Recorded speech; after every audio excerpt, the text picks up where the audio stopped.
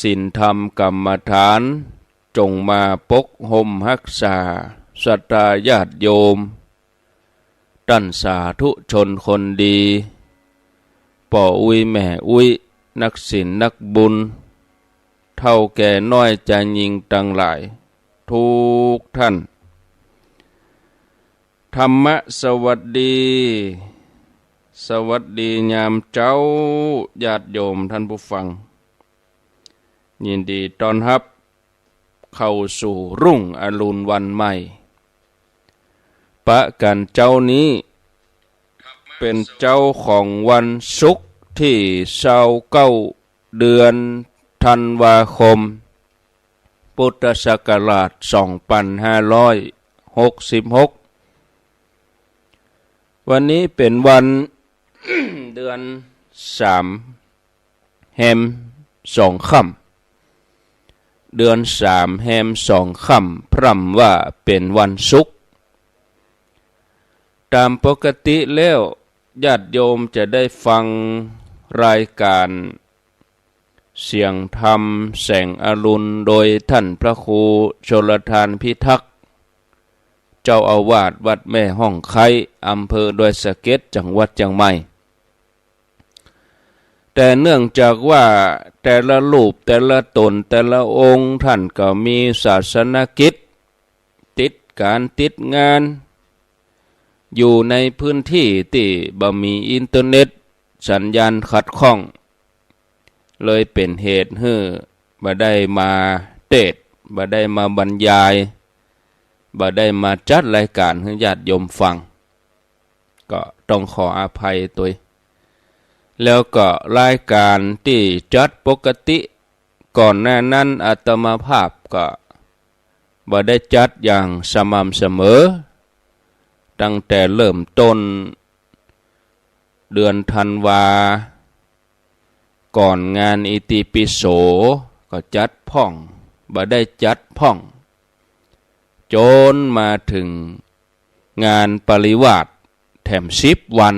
อันนี้บ่ได้จัดเลยแต่ก็มีเสียงออกวิทยุพ่องเจ้าไหนชั่วโมงกะเพราะว่าไปช่วยงานที่วัดม่อนฤาษีแล้วก็บางวันก็บ่ได้ไปเพราะว่ามีศาสนกิจต่อจากนั้นก็บ่ได้จัดรายการเห็นเลยรายการเมื่อเจ้าก็บ่ได้จัดรายการเมื่อวันก็บ่ได้จัดเมื่อคืนซ้ำไปใหญ่ญาติโยมงานเข้ากรรมนี่มันต่อเนื่องกันบางทีคาบเกี่ยววัดนั้นจะแล้วแถม2 วันวัดนั้นต่อแถมบางทีอยู่ระหว่างวัดนั้นจัดเข้ากรรมวัดนั้นจัดแถมอย่างมันต่อกันไปญาติโยมหน้านี้นี่หน้าเข้ากรรมโดยปล่อยล้อโดยคำว่าปล่อยล้อก็คืองานพระราชทานเพลิงศพอันนี้ก็3-4 วันญาติโยมท่านทั้งหลายก็เลยบ่ได้มานั่งจัดรายการก็คงจะเป็นปีใหม่บ่เด้อปีหน้าบุญเขาจะได้มาจัดรายการแล้วก็แจ้งให้ญาติโยมที่รับฟังตังขึ้นสีขาวญาติโยมที่รับฟังในระบบสัญญาณออนไลน์ก็ดีญาติโยมที่รับฟังสถานีห้วยตองซักเริ่มปี67ทางสถานีวัดห้วยตองซักแล้วก็เครือข่ายขึ้นสีขาวนี่จะงดรายการภาคกลางวันตั้งแต่9 โมงถึง6 โมงแรงเนื่องจากว่าประหยัดค่าไฟเพราะว่าทางวัดก็แบกภาระค่าไฟบ่ไหวก็มีเฉพาะช่วงธรรมะต่ออันสำหรับท่านผู้ฟังที่เป็นแฟนรายการช่วงกลางวันนี้ก็ตั้งแต่วันที่1 มกราคมไปก็จะงดรายการภาคกลางวันอันนี้แจ้งให้รับทราบตั้งแต่วันนี้ไปเพื่อมีภัยถาม หรือว่าผู้ฟังที่รับฟังรายการภาคกลางวันก็ฟังรายการอื่นเมื่อวันเขาก็ตึงไปการไปงานอย่างอื่นเนาะรายการภาคกลางวันที่อื่นก็มีเปลอะญาติโยมก็มีโอกาสได้ฟังมากมายแต่ช่วงเจ้าตี3 ถึง 9 โมงนี่ปกติเขาก็มาฟังกันนี่มาค่ำก็18 นาฬิกาหรือว่า6 โมงแรงถึงจะเปิดสถานีอันนี้แจ้งให้ญาติโยมได้รับทราบก็มาปะกันแล้วบ่ฮื้อได้ขาดแคลวเสียเวลามาอู้ถึงสาระธรรมะกันเฮียก่อนช่วงที่จัดธรรมะนี่ญาติโยมก็บ่ต้องส่งข้อความอย่างมาเด้อเนอะเพราะอาตมาก็มันจะสับสนนะบางทีเฮากึดหัวข้อธรรมะก็ดีกึดอ่านข้อความก็ดีอ่าน ฉะนั้นช่วงจัดรายการเนี่ยบัดถ้าส่งอย่างมามันกิ้งก้องมันรบกวนนะประสาทเฮาแยกโสตประสาทมันหลายอย่างคุมคอมพิวเตอร์ก็ดีคุมพอสัญญาณอินเทอร์เน็ตดับไปดับถ้ามันดับเฮารับหูรับตาก็ไปบ่ได้เสียงบ่ออกตาก็ต้องพอหน้าจอจิตก็ต้องคิดหัวข้อธรรมะบางทีมือก็ต้องพิมพ์ตัวถ้าญาติโยมส่งข้อความมาอย่างที่ยาวๆเนี่ย บอกควรส่งช่วงที่จัดรายการเตื้อญาติโยมบางท่านบอกฮู้นึกว่าผู้จัดนี่ใจจดจ่ออยู่ที่เดียวบ่ใจเนอะมันประสาทมันทำงานหลายด้านแต่ข้อความทาง Facebook นี่พิมพ์มาได้เพราะว่าเฮาพอหน้าจอนี่เฮาอ่านได้เป็นลายอ่านเป็นคนไผพิมพ์อย่างมานี่อ่านได้นะแต่ข้อความทางเฟซทางไลน์เนี่ยทางไลน์นี่บางทีก็พอมได้มันลายหูลายตามันไม่ใช่คนเดียวเนาะเสียงก็บ่ค่อยมีก็หามาดีวันนี้นะก่อนหน้านั้นนี่แล้วงานเข้ากรรมนี่เสียงบ่ออกเลยญาติโยมจัดรายการไปก็จะทำให้รำคาญไปกับญาติโยมจะว่าโอ้มาให้บดีก็ย่างเหี่ยท่านเสียงบดีก็พักเหี่ยบางท่านโอ้ฟังเสียงแล้วไหวพักเหี่ยพระพักก็พักยาวก็ถามหาเหมาะเนี่ยยังบ่จัดรายการพระไปไหนก็เนี่ยจะได้ญาติโยมย่างก็บ่ได้ดันทุลังจัดรายการเสียงบ่เป็นเรื่องก็บ่ฮู้จะจัดไปอย่างใดมันเสียงมันบ่ดีเนาะญาติโยมมาธรรมะใกล้จะสิ้นปีแล้วข้างแถม2-3 วันนี้วันที่29วันพุธ30-31เฮาทั้งหลายก็อายุจะนักขึ้นนะญาติโยมนะเราอ่อนนี่ก็ม่วนนะเขาใครเป็นคนใหญ่เวลาที่มันเพิ่มขึ้นเนี่ยอายุเขาเพิ่มขึ้นก็จะได้เจริญก้าวหน้า ไหวแล้วเขาก็จะได้เจริญก้าวหน้าได้เรียนหนังสือเลื่อนชั้นจากอนุบาลก็จะไปเป็นป.1 จากประถมก็จะไปเป็นมัธยมจากมัธยมก็ขึ้นอุดมศึกษากองฮือว่าเมื่อใดจะเรียนจบเมื่อใดจะได้ทำงานอย่างนี้นะส่วนเฮาทั้งหลายก็อายุนักขึ้นก็แสดงว่าเวลามันเหลือน้อยนะเวลาชีวิตเรานี่มันเหลือน้อยไปตลอดทุกวันนะร่างกายที่เคยแข็งแรงมันก็จะรวยราร่วงโรยมันเคยมีบ่ามีแห้งมันก็แห้งเขาก็จะบ่ค่อยมีแล้วสุขภาพเฮานี่นะหลายสิ่งหลายอย่างที่เข้ามาในชีวิตเฮา ในช่วงปี2566นะที่หายไปก็มีนะที่เข้ามาก็มีบางอย่างก็อยู่คงที่บางอย่างก็จีรังยั่งยืนบางอย่างก็บ่จีรังยั่งยืนนะบางอย่างก็เหลือแต่ความทรงจำบางอย่างนี่กำลังจะเข้ามาอย่างกับปีใหม่บางอย่างบางทีอย่างก็กำลังจะเข้ามาบางอย่างก็หายไปนะเหลือไว้เพียงความทรงจำบางอย่างกำลังจะหายแต่บอกว่าอย่างจะเข้ามาบอกว่าอย่างจะหายไปท้ายที่สุดแล้วการเวลาก็ยังคงทำหน้าที่ของมันนะเฮาทั้งหลายทำได้แค่เพียงให้ผ่านไปให้มันผ่านไปญาติโยมท่านทั้งหลายท่านผู้ฟังเป็นข้อคิดเป็นธรรมะ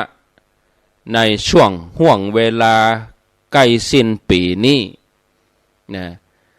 แฮมบะกี่วันเฮาก็จะได้ขึ้นต้นปีใหม่แล้วแฮมบะกี่วันปีเก่าก็จะเสี่ยงไปเนี่ยเข้าสู่ปีใหม่ถ้าเป็นละอ่อนก็บอกว่าโอ้ใหญ่ขึ้นมาแถมปีแล้วคนใหญ่คนเฒ่าเฮาก็แก่ไปแถมปีนะถ้ายังอยู่ในวัยทำงานนี่ก็จะบอกว่า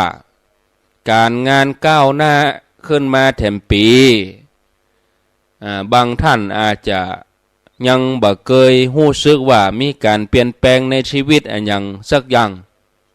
ในการที่จะเริ่มต้นปีใหม่มันก็ธรรมดามันก็แค่วันเวลาแต่ถ้าเป็นผู้เฒ่าผู้แก่ โดยเฉพาะคนที่เกษียณอายุแล้วขึ้นปีใหม่เมื่อใดก็ใจหายวูบเนาะเพราะรู้สึกว่าตัวเก่านี่เท่าไปนะจะมาแข็งแรงเหมือนเก่านี่มันบ่มีนะศรัทธาญาติโยมแก่ขึ้นนะฉะนั้นเฮาแก่เฮาก็ต้องแก่อย่างมีคุณค่าคนแก่คนเฒ่ามีคุณค่านี่มันเท่ากันแต่ถ้าเฮาพอวันขึ้นปีใหม่แบบพระพุทธศาสนาก็จะต้องบอกว่าตึงเหล่าอ่อนตึงคนเฒ่าตึงคนใหญ่นะทุกคนล้วนเข้าไปสู่ความเป็นอนิจจังคือความบ่แน่นอนญาติโยมท่านทั้งหลายชีวิตเฮานี่มันบ่แน่นอนแต่บางคนก็บ่ทันได้หันปี67เฮาลองทบทวนตั้งแต่1 มกราคม 67ที่ผ่านมาแต่ละคนที่เฮาฮู้จักเนาะเปิ้นจากเฮาไปกี่รายเนี่ยเสี่ยงไปกับคน2 คนวันใดวันหนึ่งเฮาต้องคิดแล้วนะได้คิวเฮาแล้วอย่างเปิ้นห้องคิวเฮาไปธนาคารเนี่ยเฮาไปเอาเบอร์ติดตู้ติดธนาคารเฮาไปโรงยาเปิ้นจะมีบัตรคิวให้หรอไปเป็นลายก็ทำสำเร็จเป็นลายบอกว่าจะไปเบิกเงินถอนเงินบอกว่าไปโอนไปฝากมีบัตรคิวไปเปิ้นจะห้องจื้อวันเวลาก็เหมือนกันถึงเวลาเฮาต้องลุกจากที่นี่นะเฮาต้องลุกจากความเป็นมนุษย์เฮาต้องลุกจากภาวะในโลกนี้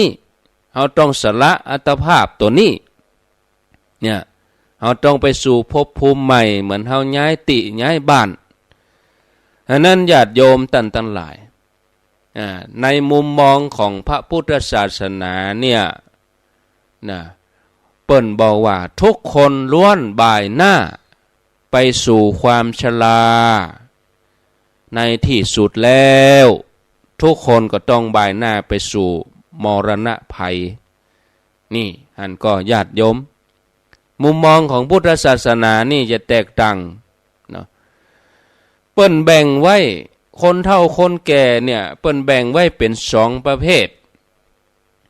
ประเภทที่1นี่แก่แดดแก่ลมประเภทที่2นี่แก่บุญแก่บารมีประเภทที่1ที่บอกว่าแก่แดดแก่ลมก็คือ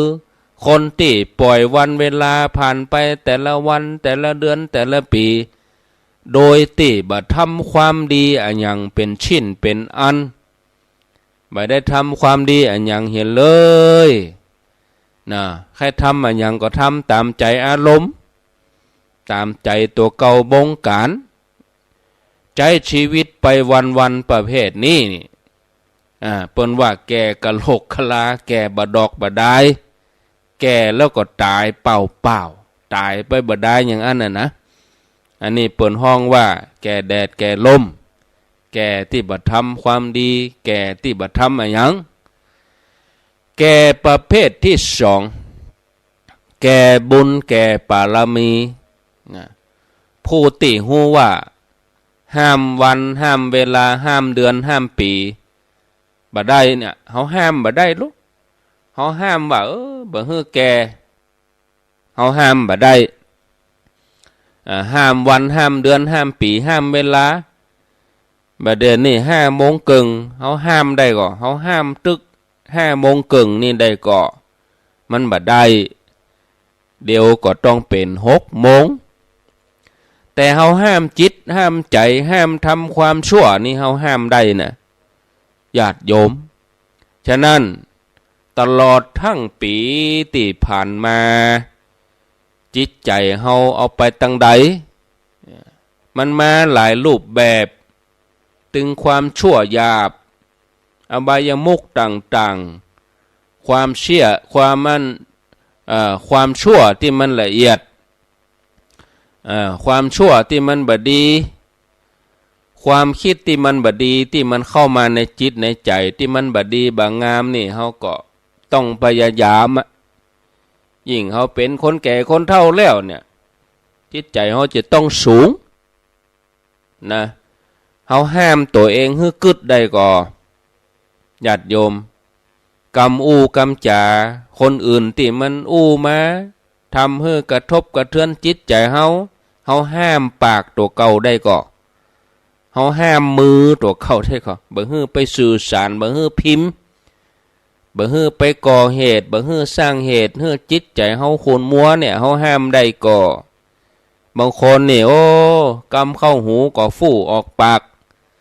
ห้ามปากบ่ได้ห้ามมือบ่ได้ในที่สุดก็จะเข้าในรูปแบบเดิมแก่แบบ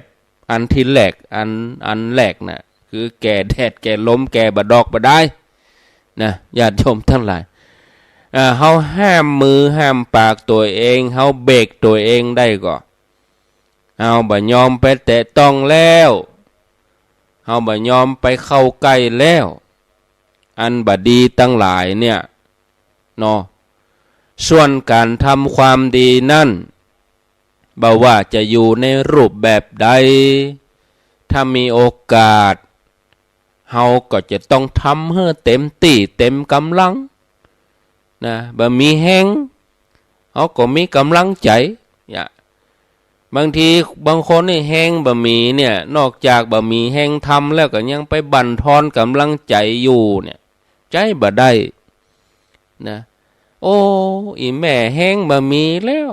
เจ็บไข้ป่วยรวยแรงอีป่อมมีแห้งแล้วเขาก็ต้องเป็นกำลังใจบ่ใจว่าตัวเก่านี่นอกจากบ่มีกำลังกายแล้วก็ยังไปบั่นทอนกำลังใจคนอื่นเนี่ยอันนี้มันใจมันได้นะญาติโยมเราจะต้อง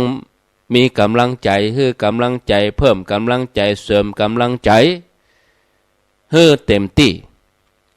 ใจชีวิตอย่างนี้เนี่ยญาติโยมวันคืนที่มันล่วงเลยไปเนี่ยมันไม่ได้ล่วงเลยไปมันได้มันจะเป็นวันคืนที่ล่วงเลยไปพร้อมกับความดีจะเป็นวันคืนที่ล่วงเลยไปพร้อมกับบุญกรรมบารมีแล้วตัวนี้มันจะติดตัวเฮาไปข้ามภพข้ามชาติอดีตอนาคตมีประโยชน์ถ้าฮู้จักกึดญาติโยมนะถ้าเฮาบ่ฮู้จักกึด ทั้งอดีตและอนาคตมันเกิดประโยชน์อย่างบางคนก็ไปเกิดย้อนเมื่อปี2 ปีก่อนนะเอาเรื่องเก่ามาอู้มันประโยชน์อย่างเกิดขึ้นมามันสร้างสรรค์ทำให้อนาคตมันก็หดหายไปเนี่ยในทางพระพุทธศาสนานี่เปิ้นสอนให้เฮาประมาทนะการดำเนินชีวิตนี่บ่ควรประมาทนะญาติโยมโดยที่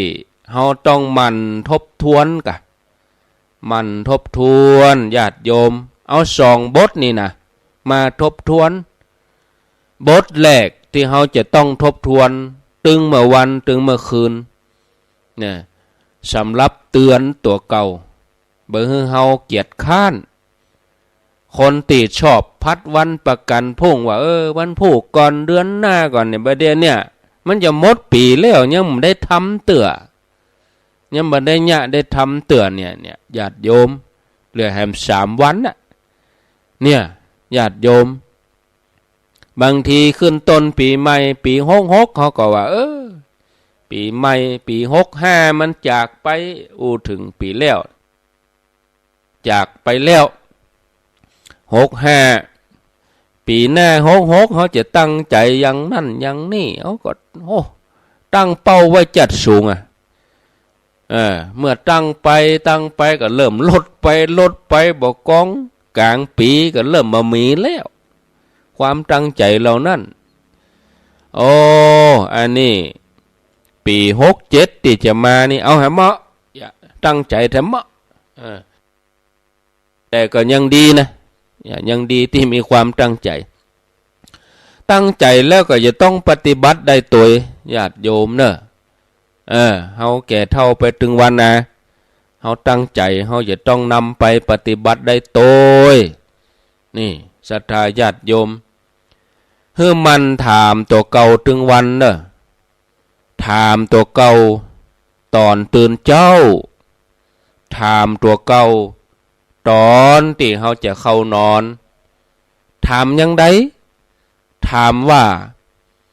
วันคืนล่วงเลยไป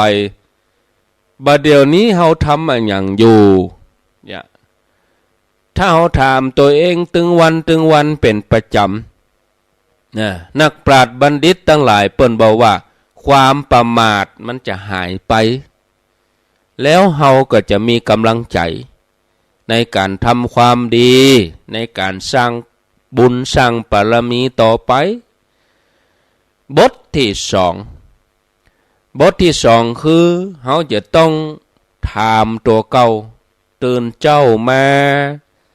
ถามตัวเก่าก่อนเข้านอนคือนำบทที่2นี่พิจารณาถือว่าเป็นของขวัญปีใหม่เนอะญาติโยม2 บทนี่นะบทที่2คือว่าสิ่งที่แล้วก็แล้วไปจะห้องปิกขึ้นมาบ่ได้สิ่งที่ยังมาบ่ถึงแล้วบ่แน่ว่าจะมาฉะนั้นนักปราชญ์บัณฑิตทั้งหลายผู้ที่ประมาทสมควรที่จะอยู่กับปัจจุบันให้ดีที่สุดสมควรที่จะทำปัจจุบันให้ดีที่สุดเนี่ยเอา2 บทนี้เป็นของขวัญเป็นของขวัญปีใหม่เป็นธรรมะส่งท้ายทบทวนกันแถมกรรมบทแรกนี่ถามตัวเก่าตื่นเจ้ามาถามตัวเก่าก่อนเข้านอนถามว่าวันคืนล่วงเลยไปบัดนี้เฮาทำอะไรอย่างอยู่เตือนตัวเก่าเป็นประจำก็จะทำให้ความประมาทในการดำเนินชีวิตเนี่ยมันก้อยลดก้อยหายและเฮาจะมีกำลังใจในการทำความดีบทที่2สิ่งที่แล้วก็แล้วกันไปห้องปิกขึ้นมาได้สิ่งที่ยังมาบ่ถึงก็บ่แน่ใจว่าจะมาฉะนั้นบ่ควรไปตุกใจกับอดีตแล้วบ่ควรไปกังวลกับอนาคตที่ยังมาบ่ถึง ผู้ที่ตั้งอยู่ในความประมาทสมควรที่จะทำปัจจุบันให้ดีที่สุดนี่ความจริงต่างด้านพระพุทธศาสนาที่จริงแล้วเนี่ยญาติโยมเปิ้นบ่ได้ถึงกับห้ามบ่ฮื้อกึดถึงอดีตบ่ฮื้อกึดถึงอนาคตนะเปิ้นบ่ได้ถึงกับห้ามเก่าแต่ถึงอดีตอนาคตเนี่ยญาติโยมมันก็มีประโยชน์อยู่ถ้าเฮาฮู้จักเก็บมาพิจารณาอย่างในเรื่องของอดีตแต่ว่ากะสัปดาห์ที่แล้วกะเดือนที่แล้วกะปีที่แล้วกะเนี่ยในทางพระพุทธศาสนาองค์พระสัมมาสัมพุทธเจ้าเนี่ยเพิ่นสอนเฮาให้พอพิจารณาให้เป็นตัวอย่างอย่างพระองค์นี่เปิ้นก็ระลึกนึกชาติย้อนหลังนะเนาะอันพระองค์จะไปเล่าเป็นชาดกจะไปเล่าเป็นตอนที่พระองค์บำเพ็ญเป็นโพธิสัตว์ยกตัวอย่างให้สาวกทั้งหลายฟังน่ะเคยเสวยชาติเป็นนั่นเป็นนี่มาแล้วพระองค์ก็ยังย้อนไปเป็นลายอสงไขยลายกัปเพื่อจะเอามาเป็นครูสอนแล้วต่อไปตั้งหน้าแถมรอพระองค์ก็มีสรุปหรอนั่นแหละเราเองตถาคตเนี่ยอันนั้นไม่ใช่ไผอะเฮานะตถาคตเองแล้วต่อไปตั้งหน้าเนี่ยเฮาควรจะปรับปรุงแก้ไขระมัดระวังตัวอย่างใดนึกถึงอดีตอย่างนี้แล้วเฮาก็จะมีสติที่จะละทิ้งความบดีละทิ้งความชั่วทำความดีแปลงจิตแปลงใจให้สะอาดผ่องใสให้มันยิ่งขึ้นไปเมื่อเฮาทบทวนอดีตแล้วเฮาก็จะพบข้อผิดพลาดข้อบกพร่องแล้วเฮาก็ควรจะรีบแก้ไขสิ่งที่ดีอยู่แล้วเฮาก็ปรับปรุงพัฒนาให้ดีขึ้นไปนะส่วนเรื่องของอนาคตนะหากจะทำงานหรือว่าดำเนินชีวิตอย่างผู้บ่ประมาทเนี่ยจำเป็นที่จะต้องมีการวางแผนกำหนดทิศทางของชีวิตมีเข็มทิศที่ถูกทางแต่อย่าให้ไปคิดฟุ้งซ่านจะไปฟุ้งซ่านนักล่ำไปบางคนเนี่ยอยู่บ่ได้กึดเตลิดเปิดเปิงอันยังบางหูผีเบาเอามาใส่หัวตัวเก่าเนี่ยมีแต่เรื่องขุ่นใจมีแต่เรื่องมองใจมีแต่เรื่องเศร้าใจโอ้จะไปเสาะโลกใส่ตัวเก่าเนี่ยยังกึดมากไปฟุ้งซ่านนักไปเอาไปถ้าฟุ้งซ่านก็จะเป็นคนฝันหวานเกินเหตุฝันหวานฝันเพ้อห้องว่าสร้างวิมานในอากาศส่วนการคิดฟุ้งซ่านในทางลบลำไปก็บดีทำให้ใจขุ่นมัวเศร้าส้อยเหงาหงอยกลายเป็นทุกข์ท่านผู้ฟังญาติโยมตรวจสอบตัวเก่าโดยหลักธรรมตรวจสอบตัวเก่าด้วยหลักธรรมตรวจสอบจะได้วันพวกเขาก็มาอู้กันเนาะวันพวกนี้ก็จะขอเวลาธรรมะภาคภาษาปากัญญอภาคภาษาชนเผ่าวันพวกวันเสาร์วันติดแถมนะวันติดนี่ก็ขอเวลาเปิ่น5 ถึง 6 โมงวันติดเพราะว่าจะได้ใกล้การใกล้งานงานจะเกิดขึ้นในวันที่1ก็ประชาสัมพันธ์เนาะญาติโยมปีใหม่67นี่ไผยังกึดบ่ออกว่าจะไปทำบุญที่ไหนปกติเฮาก็ทำบุญที่วัดเฮาอยู่แล้วส่งท้ายปีเก่าอันนี้ก็ทำบุญเป็นประจำวัดตัวเองตลอดอยู่แล้วแต่ว่าโอกาสสำคัญงานสำคัญที่จะเกิดขึ้นนั่นเนี่ยญาติโยมท่านผู้ฟังเฮาจะมีโอกาสได้ทำสักครั้งหนึ่งในชีวิตของเฮาทั้งหลายเนี่ยนะคือว่าทางคณะสงฆ์อำเภอดอยหล่อเนี่ย เปิ้นจะมีการตอดผ้าป่าสามัคคีนะตอดผ้าป่าอันหยังตอดผ้าป่าสามัคคีในการพัฒนาสร้างพุทธมณฑลจังหวัดเชียงใหม่พุทธมณฑลจังหวัดเชียงใหม่เนี่ยญาติโยมบะมีมาหลายปีนะเปิ้นก็ไปเสาะตีเสาะหยังบะจับตีพ่องหลายปีผ่านมาก็บ่ได้ตั้งเป็นแต่เป็นว่าบ่ได้ตั้งเป็นกิจลักษณะบางท่านก็ว่าพุทธมณฑลนี่เป็นยังไงจะเหมือนวัดนี่ก็คล้ายวัดนั่นเองแต่ว่าตึงวันนี่เฮาก็ตานวัดแต่ละวัดไปวัดประจำหมู่บ้านวัดตัวเองวัดปากตังเจริญวัดหม่อนเลอศรีวัดหม่อนห้วยแก้ววัดนั่นวัดนี่ต่างคนก็ต่างสร้างวัดของตนเอง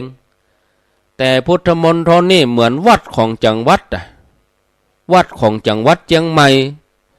หมายถึงว่าเป็นศูนย์รวมของคนทั้งจังหวัดเชียงใหม่ทั้งคณะสงฆ์และคณะศรัทธานี่อุปมาให้เข้าใจง่ายๆนะญาติโยมก็ว่าพุทธมณฑลนี่เป็นศูนย์รวมใจเป็นศูนย์รวมใจในการที่จะพัฒนานี่ขึ้นต้นปีใหม่ฮะก็ว่าได้ยินแต่เมินมาแล้วว่าเปิ้นจะสร้างจะแปลงตีได้รอเขาก็ใครไปพอใครไปหันตอนเปิ้นเริ่มต้นนี่กะเขาก็ใครไปเอวไปพอฉะนั้นก็ขอเจริญพรวันที่1เวลาบ่าย2วันที่1มกราคม2566เวลาบ่าย2:14 นาฬิกาก็มาห่วมหอมตาลผ้าป่าสมทบปฐมฤกษ์นะเริ่มแรก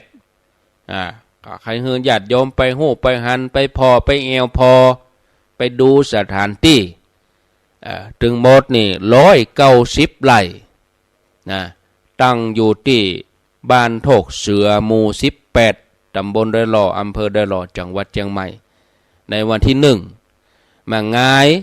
มาเจ้าเขาก็ไปใส่บาตรวัดเฮาทำบุญวัดเฮาท่านที่ไปเอวสัญจรไปเอวจอมตองไปเอวอย่างเนี่ยหน้านี้มันเป็นหน้าฤดูการท่องเที่ยวเฮามาถ้าไปกวนนักท่องเที่ยวต่างถิ่นนะอินทนนท์เนี่ยรถติดยาวตั้งแต่ตีนดอยเนี่ยดอยสุเทพกาดอยอินทนนท์กาดอยปุยกาดอยตุงกาดอยอย่างเนี่ยที่อื่นเปิ้นเอวก่อนเอาไปสุ่นไปศูนย์เปิ้นเนี่ย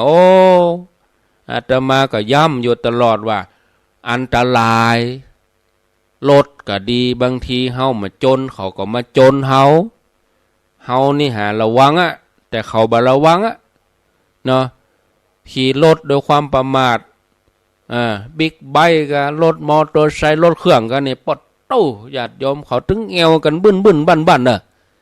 แล้วเขาขี่นี่บ่ใช่ขี่จ้านะเขาขี่เว้ยเวลามันเสียหลักมาแล้วเนี่ยมาจนรถเฮาเนี่ยมันเสียเวลาเป็นถ้อยเป็นความกันแถมจะต้องมาฟ้องร้องเสียรถเสียคนถ้ามีการเจ็บการตายเข้ามาแถมนี่เป็นเรื่องเฮานี่เป็นคนเมืองนี่เฮากระตุ้นเศรษฐกิจเปิดโอกาสให้นักท่องเที่ยวต่างถิ่นต่างที่เฮาพอทะเบียนรถนี่จันทบุรีระยองชลบุรีกรุงเทพเนี่ยรถทะเบียนต่างถิ่นนี่เปิ่นเข้ามานักเปิ่นได้เอวเปิ่นได้เดินทางสะดวกสบายเฮาเจียงใหม่ละปูนเจียงไฮ้เฮาบ่ได้ไปสุ่นเพิ่นเถื่อบางทีเฮาไปแล้วไปเพิ่มการจราจรเห็นมั้ยอันนั้นเม็ดเงินที่จะเข้ามาเจียงใหม่เจียงไฮ้ละปูนภาคเหนือเฮาเนี่ยเฮาเก็บเกี่ยวเอาช่วงเทศกาลเนี่ยกะตั้งแต่เติมน้ำมันตั้งแต่ซื้อครัวซื้อกินต่างถิ่นเปิ้นมาจับจ่ายทางส่วนราชการเปิ้นก็มีงานไม้ดอกผ่องกา งานกาชาดงานฤดูหนาวเนี่ยเป็นการดึงเม็ดเงินเข้ามาพัฒนาบ้านเฮาเมืองเฮาเฮาก็อำนวยความสะดวกให้เปิ้นเนี่ยเป็นเจ้าบ้านที่ดีปุ่นเขาเอวเลี้ยวมอดปุ่นเฮาดูต่างรอปนช่วงเทศกาลไปประมาณปุ่นหาโอกาสกลางเดือนมกราก็ไปได้ลูกบางทีเขาเกิดว่าเอาวันที่1จะไปวันเนี้ยมันก็ไปศูนย์เปิ้นไปเพิ่มการจราจรแต่มันก็แล้วแต่นะบางทีลูกหลานเปิ้นลูกบ้านมาไกลที่อื่นมาไกลก็ใครเอาป่อแม่ไปเอวแต่ว่าอาตมาแนะนำเฮ้อนะคนเฒ่าเฮาบัดตาลบเล้ามันเป็นเรื่องละอ่อนเขาชูเขาไปเอวเตอะ